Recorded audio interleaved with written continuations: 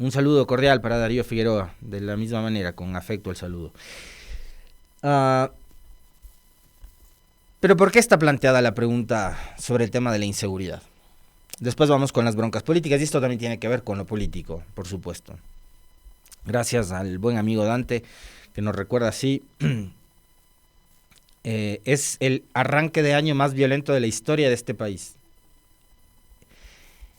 Y por eso es que es tan importante hablar de esto porque estamos a puertas de tomar decisión importantísima como ecuatorianos a la hora de elegir nuevo gobierno, ¿no? Un homicidio cada hora. El Ecuador registra 520 asesinatos en los primeros días del 2025. Y este reporte, que además está sustentado en información oficial de la Policía Nacional, es me parece que es hasta el viernes de la semana pasada. Y aquí seguramente no constarán los asesinatos que se registraron este fin de semana, ¿no? Una mujer de 55 años asesinada mientras se movilizaba en un vehículo en Manta. Una joven de 18 años asesinada con un disparo en Manta. En Santa Elena, en la playa, asesinado un agente de la CTE, de la Comisión de Tránsito del Ecuador. Y así por el estilo este fin de semana. Además, en la playa de Chipipe. Que además Chipipe es donde está la casa de Álvaro Noboa, del papá del presidente. En Salinas. Entonces yo estoy seguro que aquí no constan todos los asesinatos que se registraron durante el fin de semana y que siguen incrementando esa larga lista terrible. Fíjense, acá ya está actualizado. La nota de Radio Pichincha decía 520. Esto era hasta la semana pasada. Según la periodista Mónica Velázquez de La Posta, dice, confirmado, este es el enero más violento en la historia de Ecuador, según las cifras oficiales. En tan solo 24 días, los homicidios intencionales han alcanzado la escalofriante cifra de 600 asesinatos, hasta el 24 de enero, superando las estadísticas de años anteriores. Enero del 2023, que fue el año más violento de la historia de nuestro país, enero llegó a tener 517 asesinatos. En 2024 hubo 479 asesinatos. Y en lo que va de enero del 2025, y nos faltan todavía 4 días más para cerrar el año, 600 homicidios en solo 24 días. Esto significa que cada hora una persona es asesinada en el país, un promedio de 25 muertes diarias, según datos oficiales. Regiones más afectadas, la violencia golpea con más fuerza al distrito metropolitano de Guayaquil, Durán y San Borondón, seguida de las provincias de Manabí, El Oro, Santa Elena y Los Ríos. El incremento de la violencia es por la pelea de territorios, ha crecido el desempleo, por eso el crimen organizado va ganando fuerza, presiones por los cárteles extranjeros porque quieren más influencia, aseguró una fuente policial, según recoge la periodista Mónica Velázquez. Este enero marca un punto de no retorno en la crisis de seguridad que enfrenta el país, y eso no desentona con los datos que fueron publicados en la web de Radio Pichincha, ubicado además con mapa, ¿no? Las provincias más violentas. Ahí ustedes van a poder ver un mapa en donde se registra, ¿no?, el distrito metropolitano de Guayaquil, que comprende Guayaquil, San Borondón y Durán, 196 asesinatos. Manabí, 86. Guayas en total 63, El Oro 46, el resto de Guayas, ¿no? El Oro 46, Los Ríos 42, Esmeraldas 22, Santa Elena 15, Sucumbíos 13, Tungurahua 10, el DMQ 4, Napo 3, Orellana 2, Santo Domingo 2, Pichincha 2, Zamora Chinchipe 2. Y así está el país. Y estamos en una campaña electoral y Daniel Noboa nos dice que el Plan Fénix es todo un éxito y que hay que votar por él porque hay que seguir o hay que darle continuidad a la lucha contra la delincuencia, contra la violencia. Y la pregunta es, ¿con estos resultados cómo? ¿Con estos resultados cómo? ¿Mm? Está teniendo en lo que va de este 2025 recién un mes, el enero o arranque de año más violento de los últimos 3 años. Más asesinatos que en 2023, que fue el año más violento de la historia de este país, que 2024, que algo logró bajar esos números, ¿no? Y ahora con 600 asesinatos. Y todavía faltan 4 días para cerrar este mes. Entonces la pregunta es, ¿cómo el gobierno y el señor Noboa pretenden convencernos a los ecuatorianos de que lo mejor para este país es reelegirlo?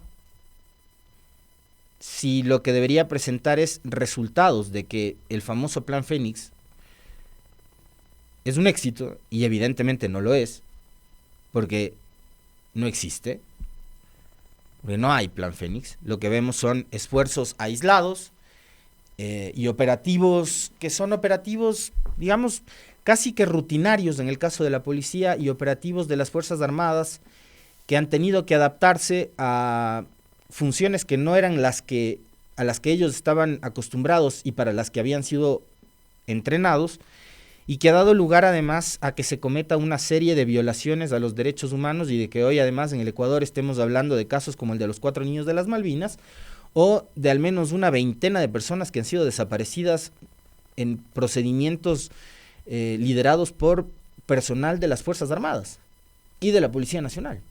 Entonces, creo que los resultados están a la vista y creo que hay que llamar a la reflexión a todos, ¿no? A la gente que apoya a Noboa, a la gente que no apoya a Noboa, si en realidad este es el país que queremos, si es que queremos seguir así, y si es que, de verdad, o sea, la pregunta se les plantea con absoluta seriedad. Esto no tiene nada que ver ni con proselitismo político, ni con intereses electorales, sino hablando de un tema que nos afecta todos los días a los ecuatorianos, que es la violencia y la delincuencia. Preguntarles a los simpatizantes de Noboa sobre si ellos están convencidos y creen que hay una estrategia para luchar contra la inseguridad. Está clarísimo que no la hay, y que no hay, sobre todo, soluciones, cuando el señor Noboa lleva ya más de un año al frente del gobierno, y tiene, y además, vean, se le ha dado todo lo que ha querido. Nos ha dicho, necesito que pongan de parte para la lucha contra la delincuencia. Les vamos a incrementar el IVA 3 puntos al 15%. Tenga el IVA al 15%. Ya, tiene plata para la famosa lucha. Ha recaudado $1.000 millones más por motivo de IVA. Tiene recursos, pero los recursos no están yendo para la lucha contra la delincuencia. Necesito la consulta popular para la extradición, para la participación de los militares, para no sé qué, para aquí, para acá, por allá, que no sé cuánto. Aprobadas las 9 preguntas relacionadas con los temas de seguridad. ¿A cuántos capos de los cárteles del narcotráfico han extraditado desde que se aprobó el 21 de abril del año pasado la consulta y de que todas esas leyes fueron reformadas en la Asamblea con el incremento de penas y todo lo que tiene que ver con la consulta? ¿Qué han hecho? ¿Cuál ha sido el resultado? Todo lo que ha querido el señor Noboa se le ha dado. Ahora el cuento es las bases extranjeras, ¿no? Que se necesita el apoyo de ejércitos extranjeros de países amigos, no sé qué. Bueno, en fin, los resultados son los que son. 600 muertes violentas en lo que vamos de este año, 2025. En lo político, el viernes anterior ocurrió algo que todo el país vio y que tiene que ver con, de alguna forma, cómo se ha manejado la política y cómo la política ha tratado de resolver todo tipo de trámite o de impasse o de conflicto en este país. ¿Con qué? Con más conflicto y con más caos.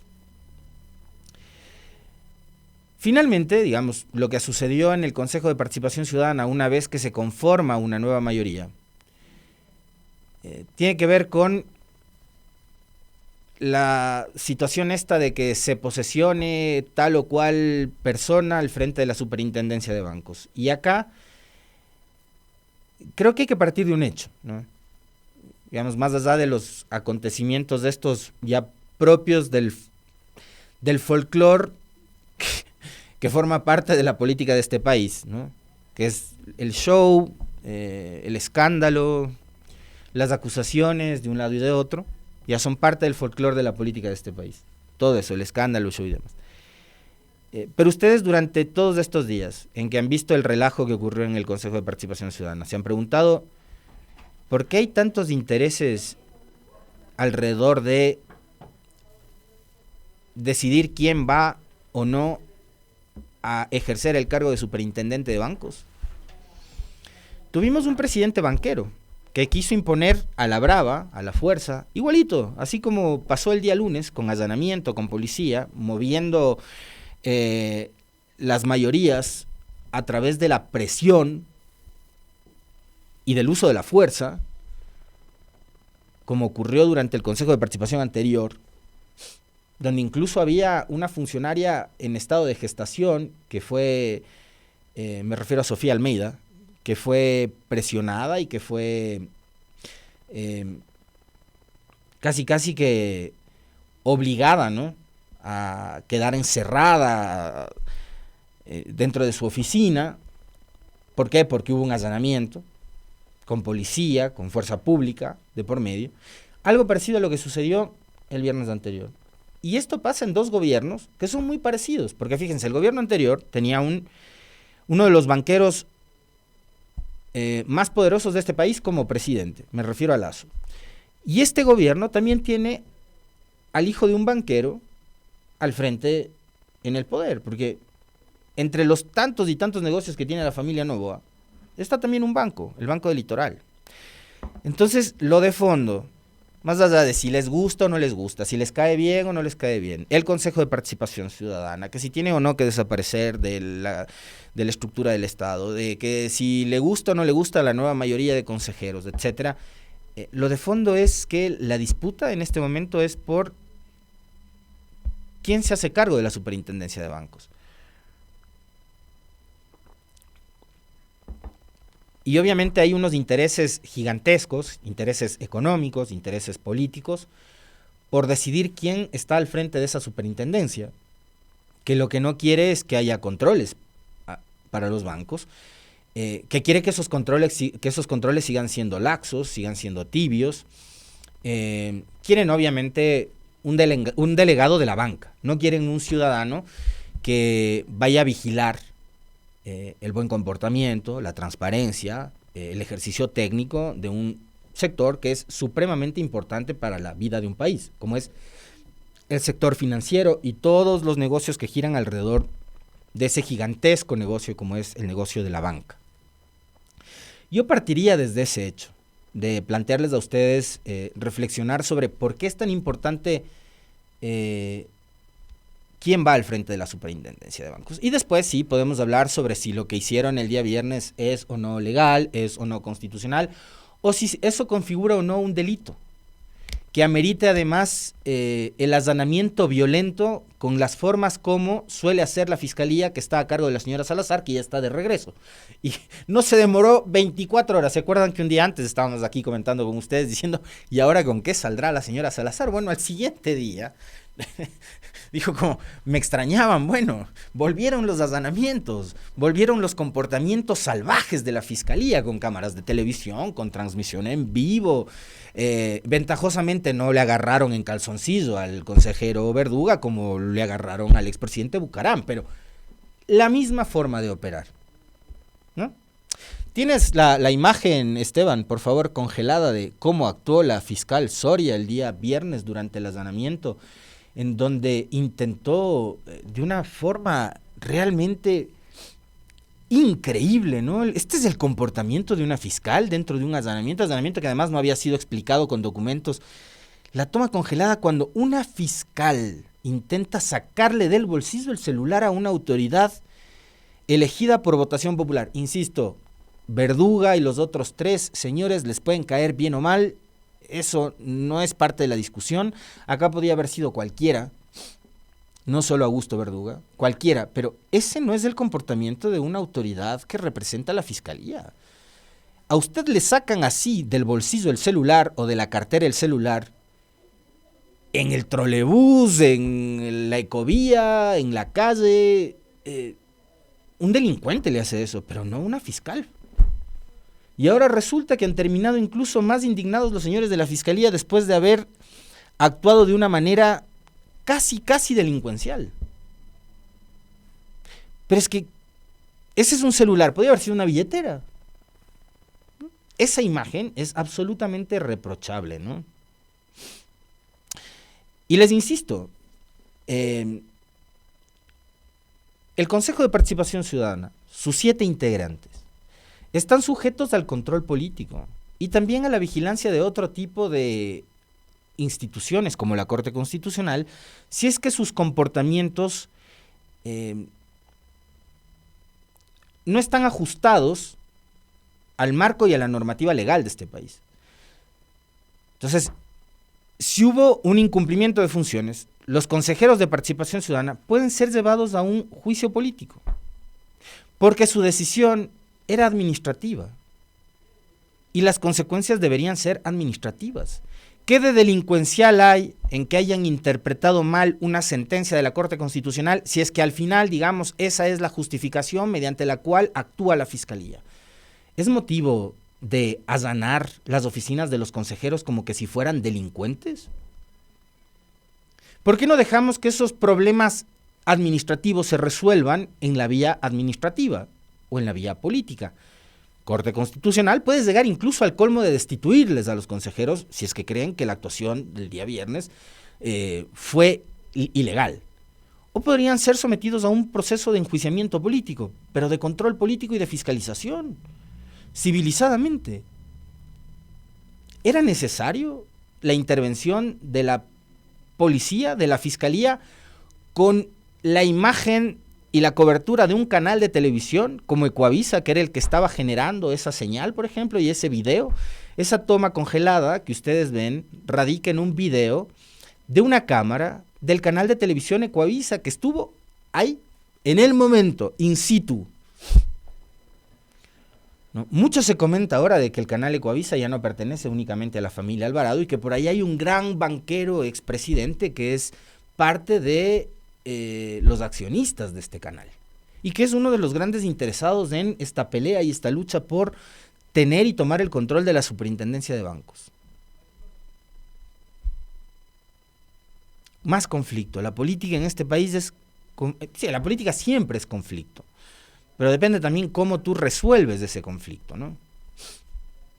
Una cosa es que sea conflicto, otra cosa es que sea caos. Y acá lo que estamos viviendo son todos los días caos. Y lo que hemos visto el fin de semana y durante el viernes anterior es caos, ¿no? Y permítanme hacer un comentario que no sé si ustedes van a estar de acuerdo conmigo o no, pero... Y creo que el portal de la radio subió una noticia también, un reportaje, una nota de prensa, relacionada justamente con las cuentas pendientes que tiene el Consejo de Participación Ciudadana. Aquí lo tengo. En medio de polémicas del Consejo de Participación Ciudadana tiene varios concursos pendientes y que creo que por ahí pasa también... las responsabilidades que tiene este Consejo de Participación y que debería dar una respuesta al país. Uno de los concursos que despierta mayor atención es el de Fiscal General del Estado, ya que la actual titular Diana Salazar concluirá su periodo de 6 años en abril de 2025. Estamos en enero, febrero, marzo, abril, 3 meses. En medio de disputas por las mayorías y cambios en sus autoridades, el Consejo de Participación Ciudadana y Control Social de Ecuador llevará a cabo al menos 5 concursos para la designación de autoridades en diversas instituciones del país durante este 2025. El viernes 24 de enero, la Policía y la Fiscalía General allanaron las oficinas del Consejo de Participación en Quito. Durante la diligencia se confiscaron teléfonos celulares, 2 computadoras, un disco duro y varios documentos como parte de la investigación que la Fiscalía ha denominado el caso Ligados. Además, con esa característica que tiene ahora la Fiscalía, ¿no? De coger y ponerle nombre y siempre vinculándolos con algo político. Siempre con objetivos políticos. Mucho marketing político hay ahí, ¿no? El motivo del allanamiento es una investigación por presunta usurpación y simulación de funciones, cosa que, por ejemplo, no le molesta a la Fiscalía cuando en el Ejecutivo se toma la vicepresidencia de manera arbitraria, ilegal, y se le encarga la vicepresidencia a otra persona que no es la señora Abad. Ahí no hay usurpación de funciones, ahí no hay simulación de función, ahí no hay delito. Noboa puede poner a quien quiera de vicepresidenta, que para la fiscalía ahí no hay delito, ni hay usurpación, ni hay simulación de funciones. Está todo bien. Siga nomás, señora Helibert, usted haciéndoselas pasar por vicepresidenta, que no le va a pasar nada. Tranquila. Uno de los concursos que despierta mayor atención es el de fiscal general del Estado, ya que la actual titular, Diana Salazar, concluirá su periodo de 6 años en abril del 2025. El Consejo de Participación inició el proceso para designar a su reemplazo con la aprobación del reglamento en septiembre del 24. En diciembre se conformó la veeduría ciudadana y queda pendiente la integración de la Comisión Ciudadana de Selección. Sin embargo, la fiscal general Salazar podría mantenerse en funciones. Así lo indicó la nueva vicepresidenta del Consejo, Yadira Saltos, quien explicó que es posible que no se logren cumplir los plazos establecidos para la designación de la nueva autoridad del Ministerio Público. Así que si el Consejo de Participación Ciudadana sigue metido en estos embrollos y de aquí, quién sabe, les destituyen, qué sé yo, tendrá que venir un nuevo proceso de principalización, lo que sea, y el proceso de elección de nuevo fiscal seguirá ahí a la espera. Y para mí, como lo plantea la nota de la UEF, creo que es de autoría de la señora Liceña Espinel, es una urgencia. Es una urgencia que el Consejo de Participación Ciudadana le dé una respuesta al país. Le dé una respuesta al país con respecto de la elección de nuevo fiscal. La señora Salazar no debería prorrogarse un día más en funciones. Un día más en funciones. Y no se olviden que este caso, ya veremos, hoy mismo, en las próximas horas, o mañana, o pasado mañana, o hasta el 9 de febrero, cómo utiliza la Fiscalía lo sucedido el viernes anterior y el caso Ligados en medio de esta campaña electoral, o quién sabe, entre hoy, mañana y los próximos días, si nos sale con alguna nueva sorpresa. Ha publicado un comunicado la Fiscalía como respuesta a todo lo sucedido, ¿no? De acuerdo con el artículo 195 de la Constitución de la República, la Fiscalía General del Estado dirige el sistema bla bla bla. En el contexto del caso Ligados y todas las otras causas investigadas, las acciones llevadas a cabo por los equipos fiscales y policías se desarrollan siguiendo órdenes emitidas por un juez competente que autorizan la obtención de elementos necesarios para determinar presuntas responsabilidades en relación con la denuncia de un delito. Pero el procedimiento no es que se les arranche el teléfono de los bolsillos a las personas que son o forman parte de esta investigación. O eso dice el procedimiento. Y que después lo agarren a la fuerza, lo inmovilicen, casi que lo sometan a una autoridad como lo es Augusto Verduga. En este marco, la Fiscalía General del Estado y la Policía rechazan cualquier intento de desinformación o tergiversación sobre las actuaciones de sus funcionarios en el contexto de las diligencias investigativas, las cuales conforme a la ley se llevan a cabo de manera reservada. Tan reservada que llevaron un canal de televisión a que filme, ¿no? Y la desinformación y la tergiversación es difícil que exista porque todo el mundo vio el viernes, casi en tiempo real, lo que sucedió. No hay lugar a perderse ahí, ¿no? Así como el amedrentamiento dirigido contra los servidores que participaron en el operativo del caso Ligados. Ustedes, que son una de las instituciones que debería enfocarse en que se respete la ley, en hacer cumplir la ley, en perseguir a los delincuentes, van y tratan como delincuente a una autoridad, a un funcionario público elegido por votación popular. Y después ustedes son los indignados porque además dicen que hay amedrentamientos dirigidos contra servidores que participaron en el operativo. Pero si ustedes fueron los que participaron en un operativo intentando amedrentar a los consejeros de Participación Ciudadana. Y claro, mucha gente se preguntará, ¿por qué de la misma manera, con la misma vehemencia, con la misma fuerza, la Fiscalía no da golpes certeros en contra del narcotráfico, por ejemplo, que hace de las suyas en este país, que aprovecha los puertos, públicos y privados, para el envío de droga? ¿Ahí por qué no se dan estos golpes en donde la policía entra con toda la fuerza del mundo, tumbando puertas, donde los fiscales sacan los celulares de los bolsillos de las personas investigadas? ¿Por qué no actúan de la misma manera cuando se trata de los cárteles del narcotráfico o de ir a buscar a Fito?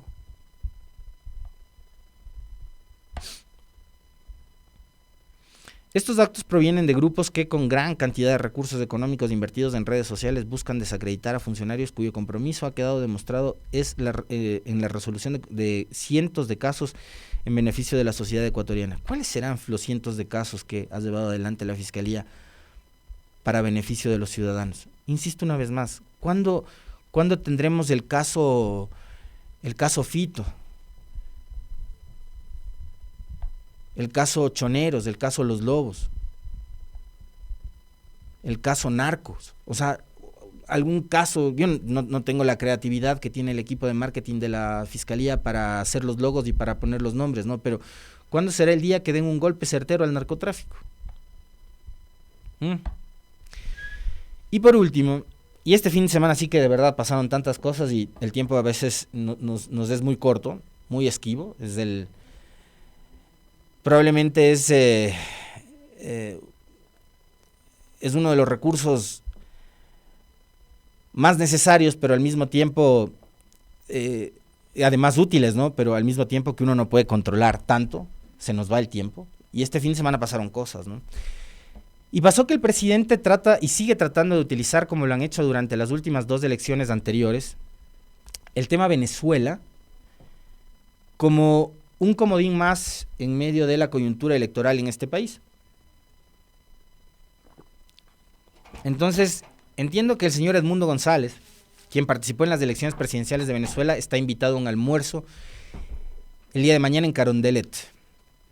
Y a ese almuerzo Noboa dice, les voy a joder a los correístas, ¿no? Les voy a invitar a los correístas al almuerzo. Bueno, salió Aquiles, alcalde de Guayaquil, salió Pavel, alcalde de Quito, salió Aguiñaga, prefecta del Guayas, y salió Paula Pavón, prefecta de Pichincha, y le dijeron, muchas gracias, pero la ley nos impide participar en eventos políticos en época de campaña electoral con candidato alguno. Entonces, a ninguno de esos, ni a Aquiles, ni a Marcela, ni a Pavel, ni a Paola, se les ha visto participando en ningún acto proselitista con Luisa González, que es la lideresa o candidata presidencial del Movimiento Revolución Ciudadana al que se pertenecen estas 4 autoridades locales. Entonces, mucho menos van ellos a subirse a un tren que no es el de su partido o su candidato. Y este caso es del candidato Noboa. Pues no se olviden que por estas cosas, para evitar este tipo de distorsiones, es que la ley les obliga a las autoridades que buscan ser reelegidas para la misma dignidad que saquen licencia para evitar este tipo de distorsiones. Entonces, si la Corte Constitucional no se demorara tanto para aclararnos a los ecuatorianos que sí es necesario que el presidente saque la licencia y se acoja a la licencia, el presidente puede hacer este tipo de barbaridades y puede usar todas estas herramientas que son consideradas jugadas de ajedrez para algunos genios de la comunicación política y decir, ahora les voy a joder a los correístas. Y los correístas salieron y le dijeron, no vamos a ir al almuerzo porque no podemos participar en ningún evento donde esté candidato alguno. Y usted, señor Noboa, por muy presidente que sea en este momento, también es candidato. Ahora, todo esto tiene que ver con esa insistencia que tienen los medios de comunicación. Y lo que hizo Noboa, en este caso, es a un país en donde los grandes medios de comunicación han actuado como carroñeros, les soltó una porción de carroña. Entonces, volaron encima de la carroña, ¿no? La exigencia a Luisa González y al correísmo de que adopte una postura con respecto de lo que significa Maduro y Venezuela. Y yo pregunto a estos mismos periodistas que son súper acuciosos, ¿no? Y que son súper persistentes, todos quieren parecerse a Carlos Vera, y que le preguntan a Luisa González, ¿cuál es su postura con respecto a...? Y empezó todo este tema por una entrevista de González, de Luisa, con Fernando del Rincón en CNN. ¿Por qué no le preguntan a Noboa cuál es su opinión con respecto de Netanyahu y el genocidio en Gaza? Y si respalda o no respalda a Israel, que ha asesinado a más de 65,000 personas, entre ellos niñas, niños, adultos mayores, hombres y mujeres, en Gaza. ¿Por qué no le preguntan a Cucalón, a Kronfle y a todos los demás candidatos cuál es su opinión con respecto de Netanyahu y de la masacre y el genocidio en Gaza?